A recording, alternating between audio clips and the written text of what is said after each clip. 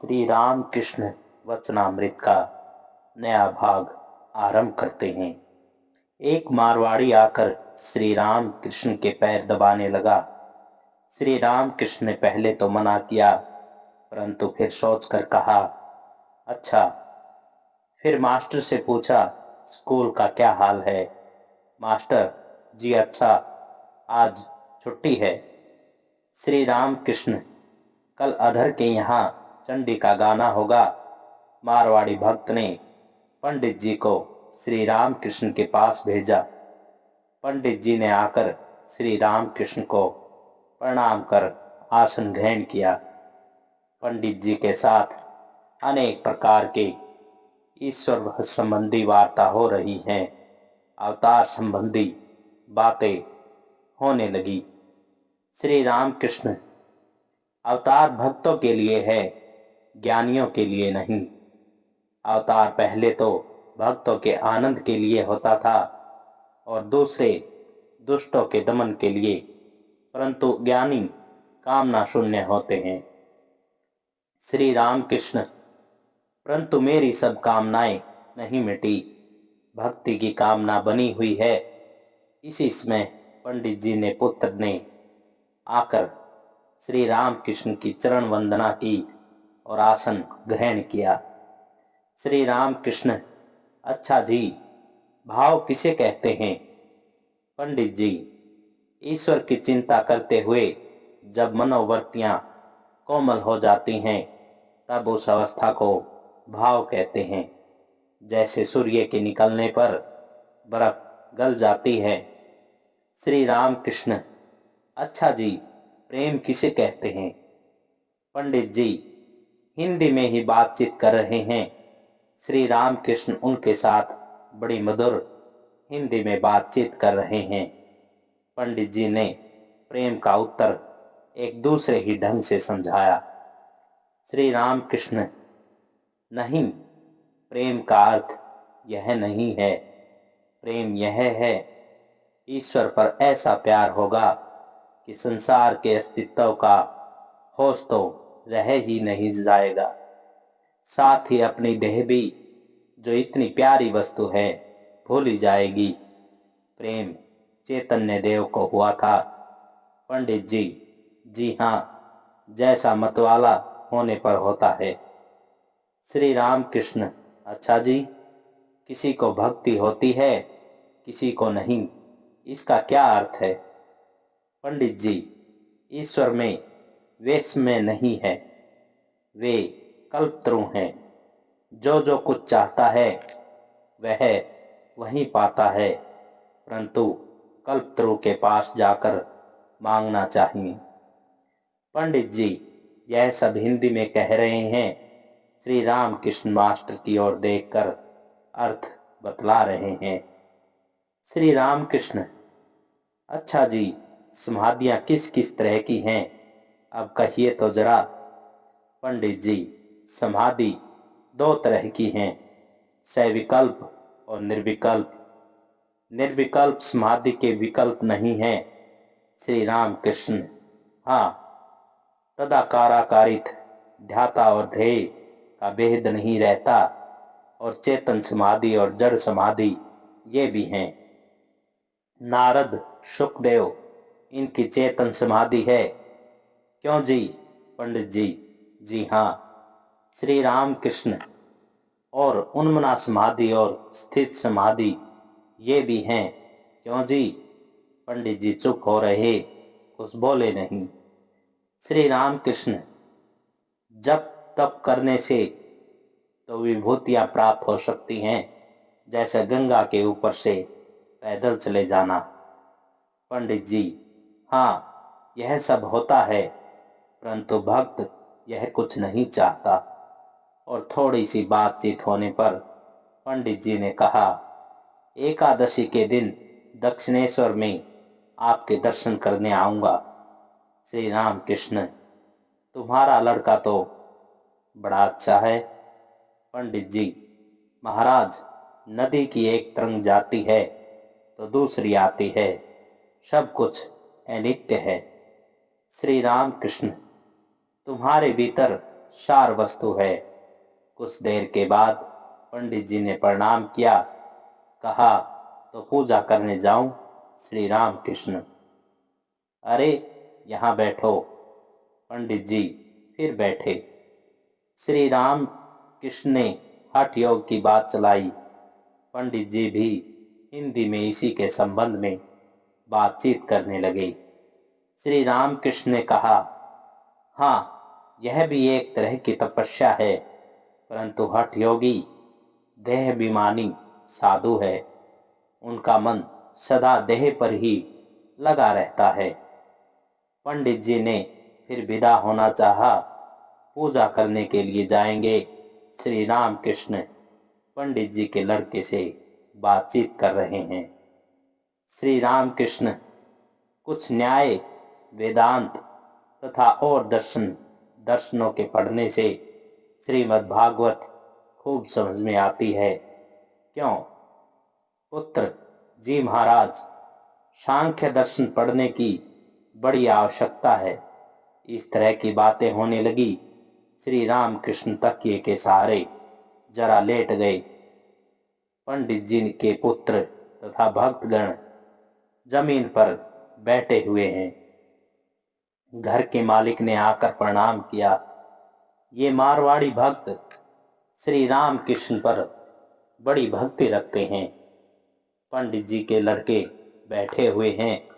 श्री राम कृष्ण ने पूछा, क्या इस देश में पाणिनि व्याकरण पढ़ाया जाता है? मास्टर जी, पाणिनि? श्री राम कृष्ण: हाँ। न्याय और वेदांत, क्या यह सब पढ़ाया जाता है? इन बातों का घर के मालिक मारवाड़ी ने कोई उत्तर नहीं दिया। गृह स्वामी: महाराज, उपाय क्या है? श्री राम कृष्ण: उनका नाम, गुण कीर्तन और साधु संग, उनसे व्याकुल होकर प्रार्थना करना। गृह स्वामी: महाराज, ऐसा आशीर्वाद दीजिए कि जिससे संसार से मन हटता जाए। श्री राम कृष्ण: कितना है 8 आने? गृह स्वामी: यह सब तो आप जानते ही हैं। महात्मा की दया के हुए बिना कुछ भी न होगा। श्री राम कृष्ण: ईश्वर को संतुष्ट करोगे तो सभी संतुष्ट हो जाएंगे। महात्मा के हृदय में वे ही तो हैं। गृह स्वामी: उन्हें पाने पर तो बात ही कुछ और है। उन्हें अगर कोई पा जाता है तो सब कुछ छोड़ देता है। रुपया पाने पर आदमी पैसे का आनंद छोड़ देता है। श्री राम कृष्ण: कुछ साधना की आवश्यकता होती है। साधना करते ही करते आनंद मिलने लगता है। मिट्टी के बहुत नीचे अगर घड़े में धन रखा हुआ हो और अगर कोई वह धन चाहे तो मेहनत के साथ उसे खोदते रहना चाहिए। सिर से पसीना टपकता है, परंतु बहुत कुछ खोदने पर घड़े में जब कुदार लगाकर ठनकार होती है तब आनंद भी खूब मिलता है। जितनी ही टनकार होगी उतना ही आनंद बढ़ता है। राम जी को पुकारते जाओ, उनकी चिंता करो, वे ही सब कुछ ठीक कर देंगे। गृह स्वामी: महाराज, आप राम हैं? श्री राम कृष्ण: यह क्या, नदी की ही तरंगे हैं, तरंगों की नदी थोड़ी ही है। गृह स्वामी: महात्माओं के ही भीतर राम है। राम को कोई देख तो पाता नहीं और अब अवतार भी नहीं है। श्री राम कृष्ण: कैसे तुम्हें मालूम हुआ कि अवतार नहीं है? गृह स्वामी चुपचाप बैठे हुए हैं। श्री राम कृष्ण: अवतारी पुरुष को सब लोग नहीं पहचान पाते। नारद जब श्री रामचंद्र जी के दर्शन करने के लिए गए तब राम ने खड़े होकर नारद को साष्टांग प्रणाम किया और कहा, हम लोग संसारी जीव हैं। आप जैसे साधुओं के आए बिना हम लोग कैसे पवित्र होंगे? फिर जब सत्य पालन के लिए वन गए, तब देखा राम जी के वनवास का संवाद पाकर ऋषिगण आहार तक छोड़कर पड़े हुए थे। फिर भी उनमें से बहुतों को मालूम नहीं था कि राम जी अवतार हैं। गृह स्वामी, आप भी वही राम जी हैं। श्री राम कृष्ण राम राम, ऐसी बात नहीं करनी चाहिए। यह कहकर श्री राम कृष्ण ने हाथ जोड़कर प्रणाम किया और कहा, जो राम घट घर में विराजमान है, उन्हीं का बनाया यह संसार है। मैं तुम लोगों का दास हूँ। वही राम ये सब मनुष्य और जीव जंतु हुए हैं। गृह स्वामी, हम लोग यह क्या जाने।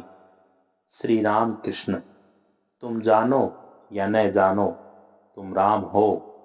गृह स्वामी, आप में राग द्वेष नहीं है। श्री राम कृष्ण, क्यों? जिस गाड़ी वाले से कलकत्ते आने की बात हुई थी, वह 3 आने पैसे ले गया और फिर नहीं आया।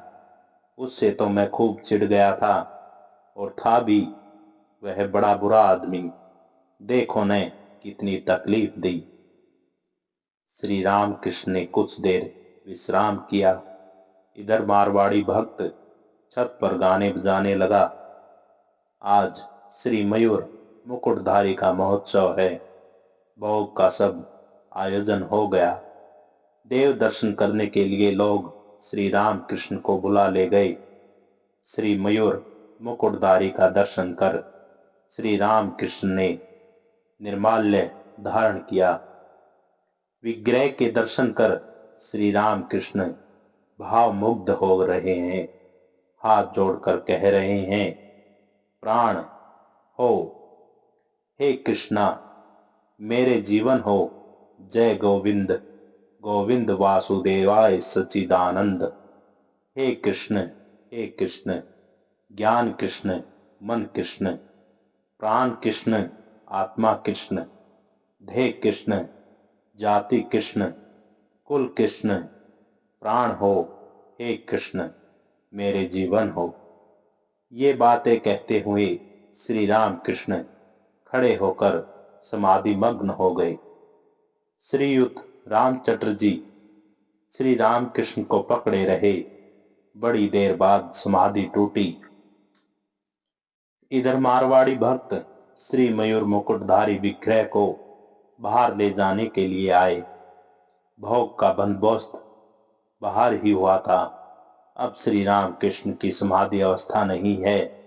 मारवाड़ी भक्त बड़े आनंद से सिंहासन के विग्रह को बाहर लिए जा रहे हैं। श्री राम कृष्ण भी साथ साथ जा रहे हैं। भोग लगाया जा चुका है।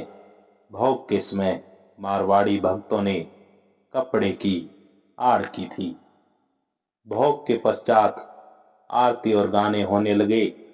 श्री राम कृष्ण विग्रह को चामर व्यंजन कर रहे हैं। मारवाड़ियों ने श्री राम कृष्ण से भोजन करने का अनुरोध किया। श्री राम कृष्ण बैठे। भक्तों ने भी प्रसाद पाया। श्री राम कृष्ण चलने के लिए भी विदा होने लगे। शाम हो गई और रास्ते में भीड़ भी बहुत है। श्री राम कृष्ण ने कहा, हम लोग गाड़ी से तब तक के लिए उतर पड़े, गाड़ी पीछे से घूम कर आए तब चढ़े।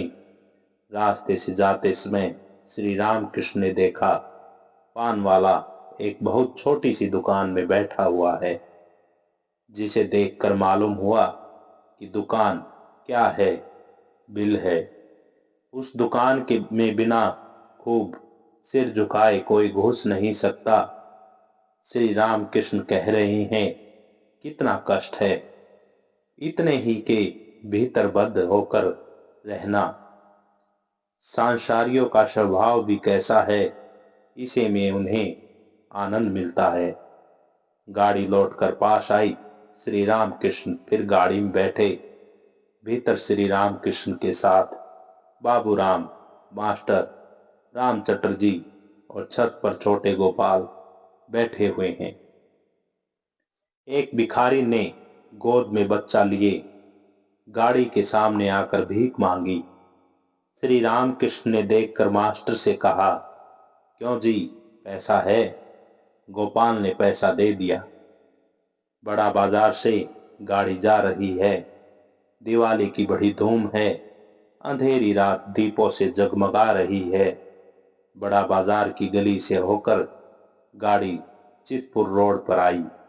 वहां भी दिए जगमगा रहे हैं और चींटियों की तरह आदमियों की पांत चल रही है। आदमी दुकानों की सजावट पर मुग्ध हो रहे हैं। दुकानदार अच्छे अच्छे वस्त्र पहने हुए गुलाब पाश हाथ में लिए लोगों पर गुलाब छिड़क रहे हैं। गाड़ी एक इत्र वाले की दुकान के सामने आई। श्री रामकृष्ण 5 वर्ष के बालक की तरह तस्वीर और रोशनी देख देख कर प्रसन्न हो रहे हैं। चारों ओर कोलाहल हो रहा है। श्री रामकृष्ण उच्च स्वर से कह रहे हैं, और भी बढ़कर देखो, और भी बढ़कर। यह कहकर हंस रहे हैं। बड़े जोरों से हंसकर बाबूराम से कह रहे हैं, अरे बढ़ता क्यों नहीं, तू क्या कर रहा है? भक्तगण हंसने लगे। उन्होंने समझा श्री रामकृष्ण कह रहे हैं, ईश्वर की ओर बढ़ जा, अपनी वर्तमान अवस्था से संतुष्ट होकर न रहना। ब्रह्मचारी ने लकड़हारे से कहा था, बढ़ जाओ। बढ़ते हुए उसने कर्मश चंदन का वन, चांदी की खान, सोने की खान, हीरामणि आदि देखा था। इसलिए श्री रामकृष्ण बार बार कहते हैं, बढ़ जाओ, बढ़ जाओ। गाड़ी चलने लगी। श्री रामकृष्ण ने मास्टर की खरीदी हुई धोतियां देखी। 2 धोतियां कोरी थी और 2 धुली हुई थी। श्री रामकृष्ण ने सिर्फ 8 हाथ की कोरी धोतियां लाने के लिए कहा था, जो नहाने के समय पहनी जाती हैं। श्री रामकृष्ण ने ऐसी ही धोतियां खरीदने के लिए कहा था। उन्होंने कहा, ये कोरी धोतियां दोनों दे जाओ और दूसरी धोतियां इस समय लेते जाओ। अपने पास रख लेना, चाहे एक दे देना। मास्टर जी, एक धोती लौटा ले जाऊंगा। श्री रामकृष्ण, नहीं तो अभी रहने दो, दोनों ही साथ ले जाना। मास्टर, जो आज्ञा। श्री रामकृष्ण, फिर जब आवश्यकता होगी तब ले आना। देखो ने, कल वेणीपाल रामलाल के लिए गाड़ी में खाना देने के लिए आया था। मैंने कहा, मेरे साथ कोई चीज न देना, मुझ में संचय करने की शक्ति नहीं है। मास्टर जी हाँ, इसमें और क्या है, ये दोनों शादी धोतियां लौटा ले जाऊंगा। श्री रामकृष्ण, मेरे मन में किसी तरह से कुछ पैदा हो, यह तुम्हारे लिए अच्छा नहीं। यह तो अपनी बात है, जब आवश्यकता होगी कहूंगा। मास्टर, जो आज्ञा।